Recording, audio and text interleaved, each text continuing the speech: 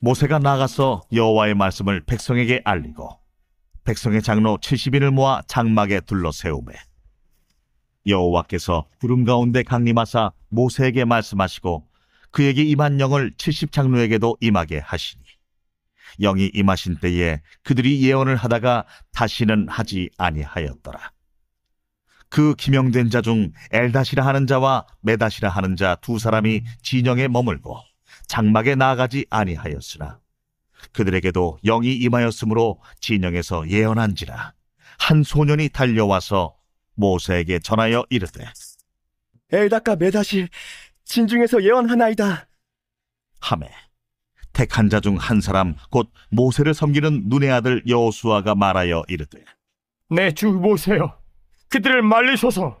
모세가 그에게 이르되 네가 나를 두고 시기하느냐? 여호와께서 그의 영을 그의 모든 백성에게 주사 다 선지자가 되게 하시기를 원하노라. 모세와 이스라엘 장로들이 진중으로 돌아왔더라. 바람이 여호와에게서 나와 바다에서부터 메추라기를 몰아 진영 곁 이쪽 저쪽 곧 진영 사방으로 각기 하루길 되는 지면 위 2규빗쯤에 내리게 한지라. 백성이 일어나 그날 종일 종야와 그 이튿날 종일토록 메추라기를 모으니 적게 모은 자도 10호멜이라. 그들이 자기들을 위하여 진영 사면에 펴두었더라.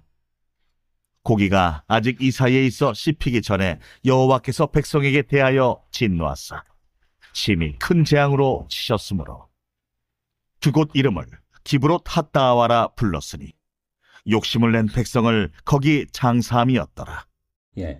우리나라 속담에 늑대를 피하려다가 호랑이를 만난다라는 말이 있습니다.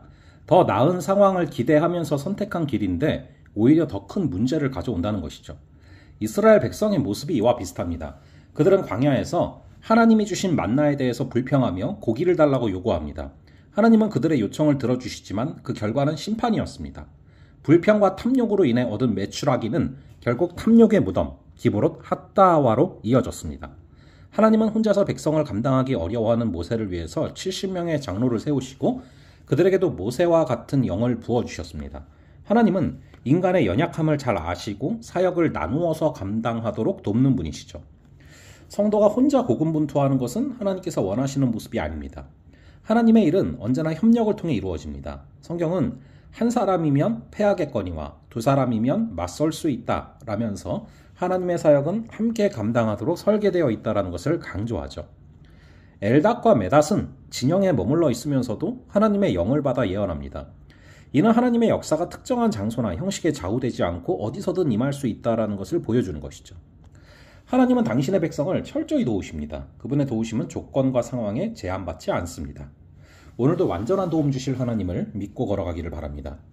여호수아는 장로들이 모였을 때 회막에 나오지 않은 엘닷과 메닷이 진중에서 예언한다라는 소식을 듣고 모세에게 그들을 멈추게 해달라고 요청합니다. 그러나 모세는 여호와의 백성이 다 선지자가 되었으면 좋겠다라고 답을 하며 하나님의 주권적 역사를 기쁘게 받아들입니다.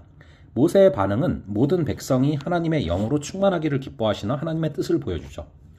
여호수아의 경우처럼 인간적인 생각에서 나온 열정은 오히려 하나님의 뜻을 제한할 수도 있습니다. 고기를 먹고 싶다며 불평하는 이스라엘 백성에게 하나님은 메추라기를 보내주십니다. 장정만 60만 명이 넘는 사람들에게 고기를 공급하신 하나님의 방법은 바람이었습니다.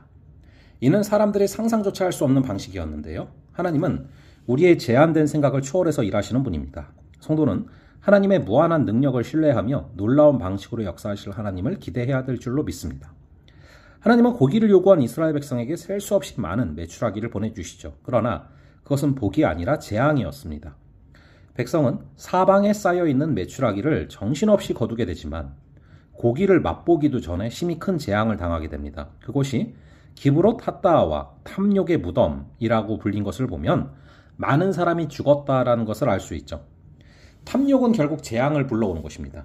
성도는 탐욕이 재앙을 불러온다는 사실을 기억하며 하나님이 주신 것에 감사하고 만족하는 삶을 살아야 할 줄로 믿습니다. 본문을 통해 우리는 하나님께 대한 불평과 탐욕이 결국 재앙으로 이어지게 됨을 배우게 됩니다. 하나님은 우리의 필요를 아시고 채워주시는 분이시지만 그분의 뜻을 신뢰하지 못하고 인간적 욕망을 따라가면 그 결과는 복이 아니라 심판이 되는 것이죠.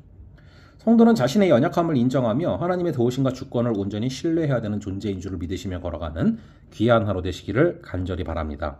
잠시 기도하겠습니다. 아버지 하나님, 탐욕이 재앙을 불러온다는 사실을 깨닫게 하시니 감사합니다. 욕심이 잉태한 즉 죄를 낳고 죄가 장성한 즉 사망을 경험하는 그런 악한 루틴을 밟지 말게 하시고 하나님이 주신 것에 감사하고 만족하며 그것을 통하여서 하나님의 영광을 누리고 하나님과 함께 걸어가는 귀한 하루가 되게 하여 주시옵소서. 우리의 불평과 탐욕을 십자가에 못 박는 하루 되게 하여 주실 줄을 믿사오며 이 모든 말씀 우리 주 예수 그리스도의 이름으로 기도합니다. 아멘. 그럼 또 다음번에 뵙도록 하겠습니다.